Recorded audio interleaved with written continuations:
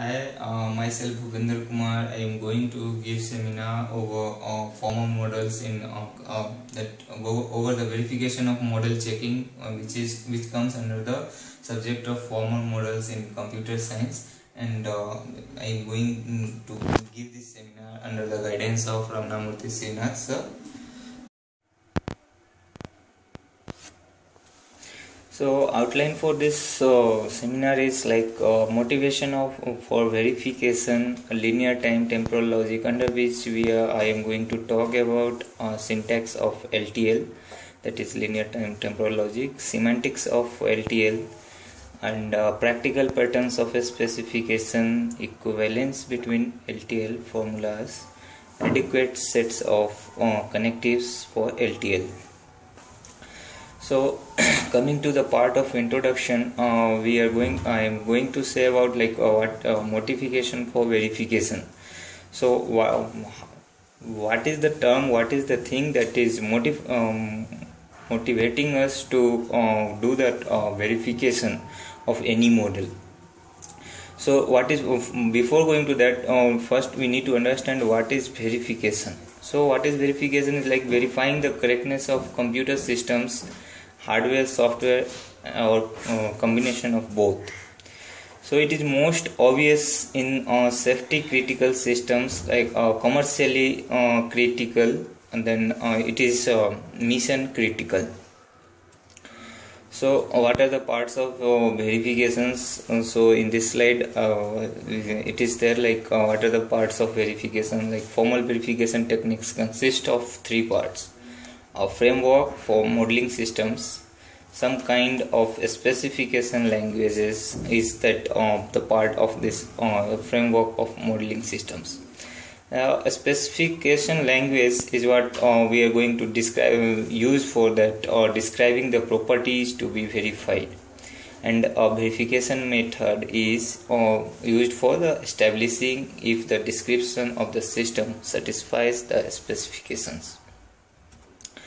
And coming to the classification, approaches to the verification can be classified in the several ways. Like we have comparison between proof based model or that proof based and versus the model based.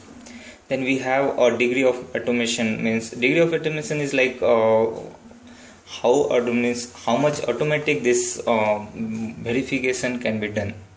Then the third one is full versus property verification.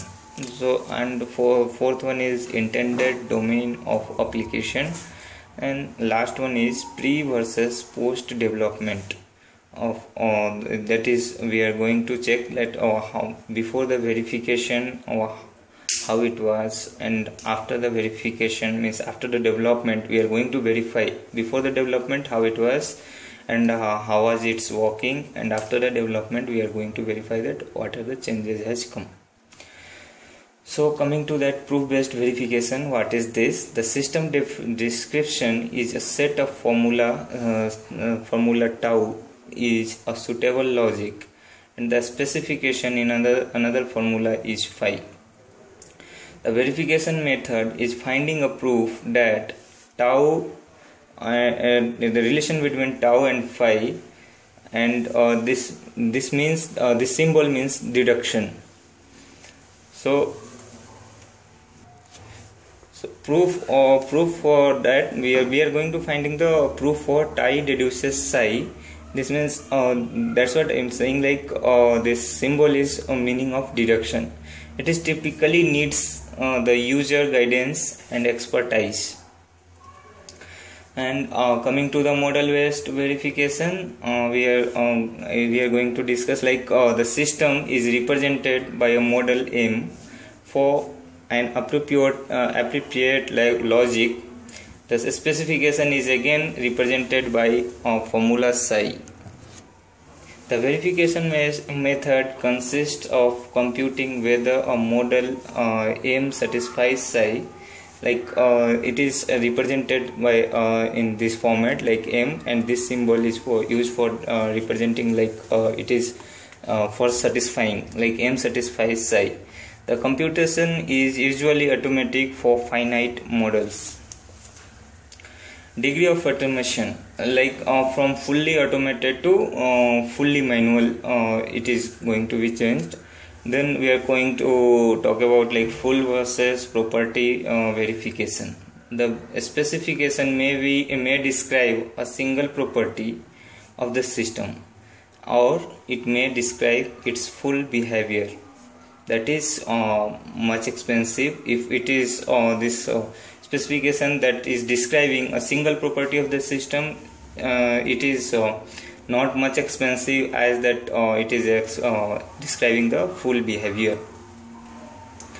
And coming to intended domain of application, we have hardware, software, sequential, concurrent, reactive, and or terminating.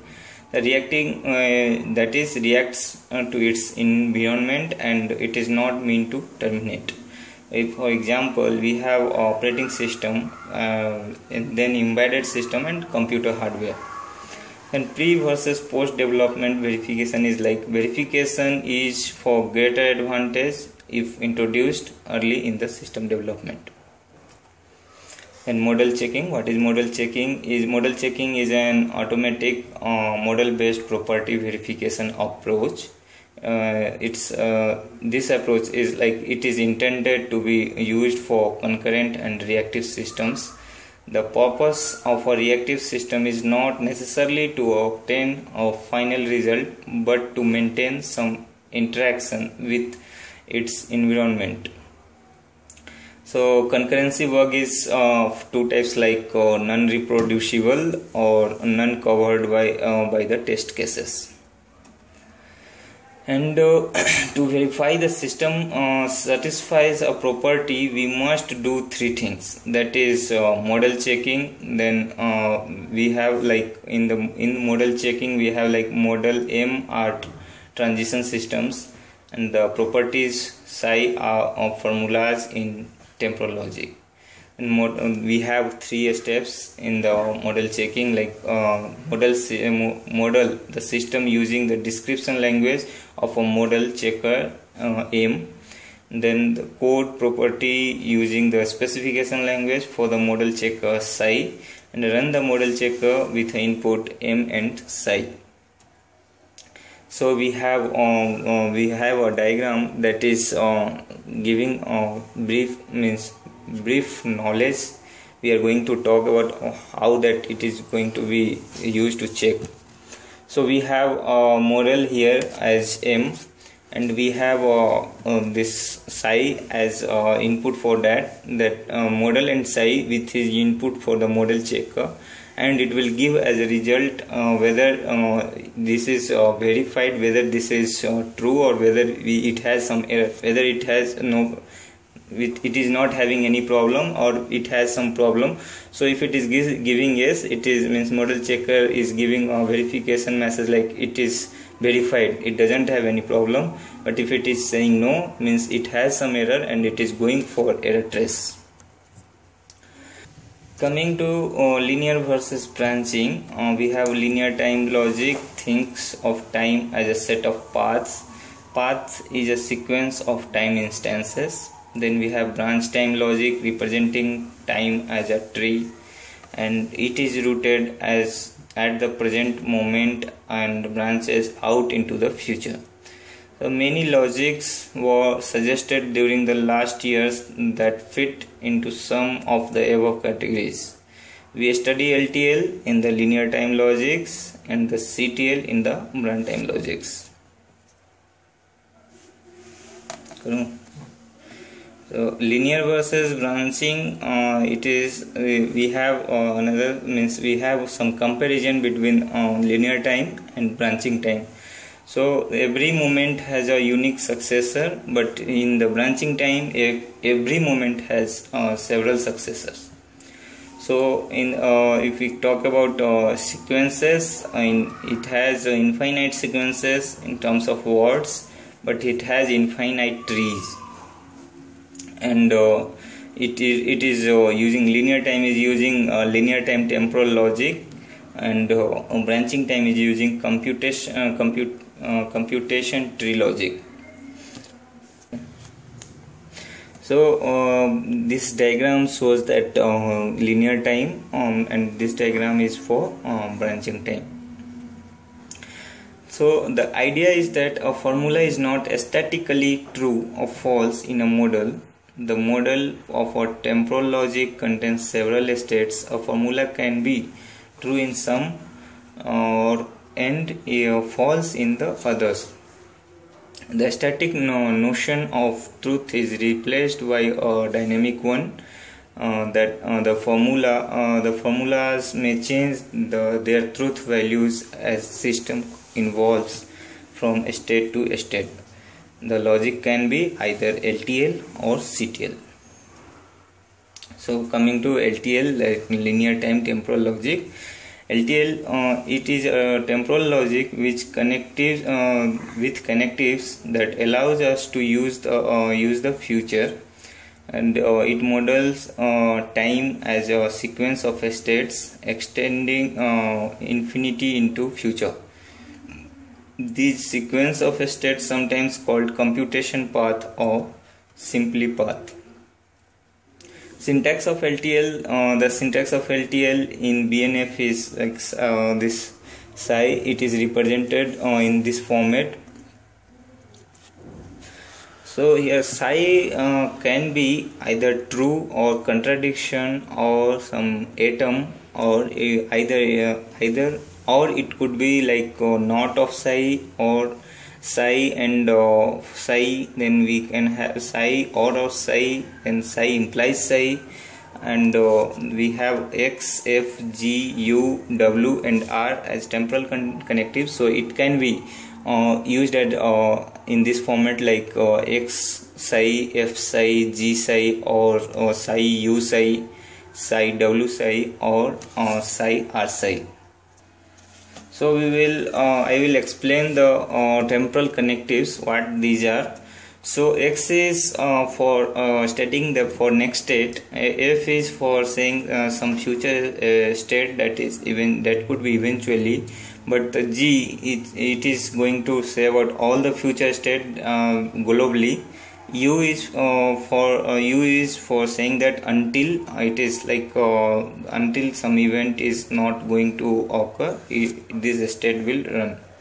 Then R is for release, and W for weak until, like until some formula is not going to be true, it will remain in some state. Means that is for until and weak until.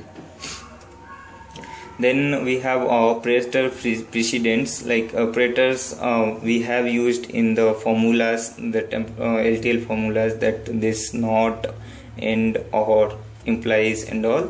So we have precedence for this, like unary operators including negative have a strong having a strongest precedence, that is negative and unary operators. Then temporal binary operators have a stronger precedence than non-temporal binary operators. That is, for example, we have and u, in which we have this we can say like end has more precedence and u is having less. First do the end, then or and XOR, finally that the implies and equivalence. Example, the parsed tree for FP and GQ implies PWR according to the precedence rule is shown in the diagram. Then semantics of LTL, we have a transition system. Means we are going to say about that a transition system is a structure M equal to S implies L.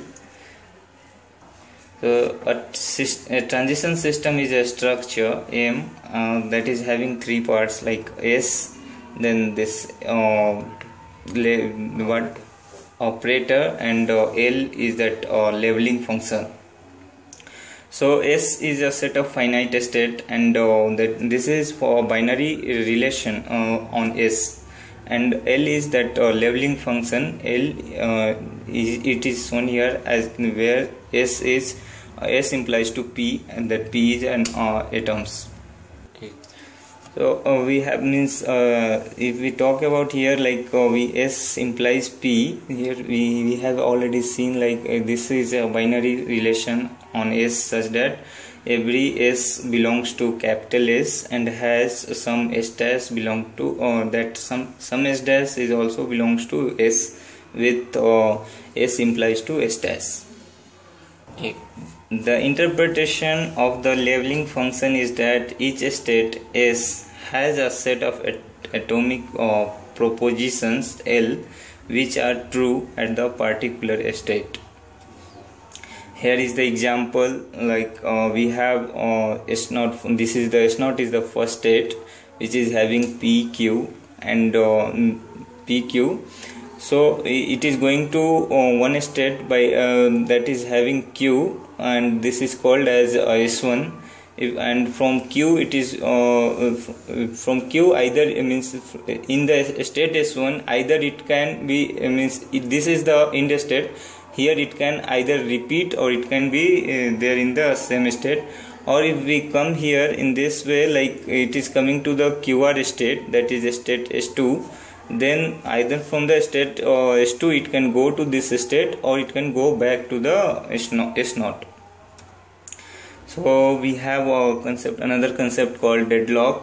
So we will call the transition systems simply models in our discussion. According to the definition of a model, for each S belongs to capital S, that there is at least one S dash that is belonging to the same set of states, that is capital S.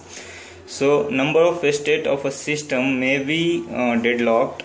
If a system has a deadlock, we always add an extra state ST representing the deadlock.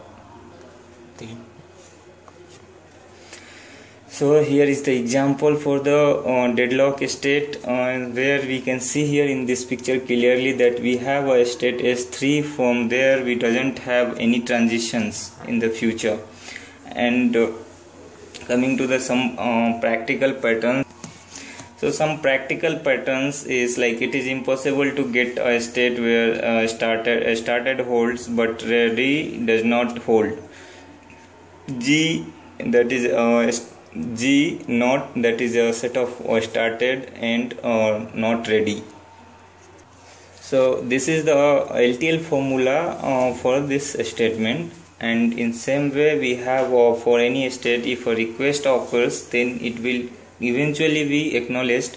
The LTL formula for this statement is given here. Like if a request occurs, and then we will have some acknowledged future state, and that will be globally true. So whatever happens, a certain process will eventually be permanently deadlocked can be represented in the form of this LTL formula as this. So some practical pattern is still here. We have like we have again this LTL formula for this statement, like a certain process enabled infinitely often on every computation path. So in other words, in a path of a system there must never be a point at which the condition enabled become false and a state false forever. If a process is enabled infinitely often, then it runs infinitely often. This can be represented as this. So equivalence, we say that two LTL formulas phi and psi are semantically equivalent if phi and psi for all the models M and all the paths pi in M is this. So their equivalence of phi and psi means that phi and psi are semantically interchangeable. Coming to adequate set, we have a definition like a set of connectives is adequate if all the connectives can be expressed using it. So X cannot be derived from any combination of the others. Then each of these set of adequate for LTL is like UX, RX and WX. With this we are over with this seminar. Thank you.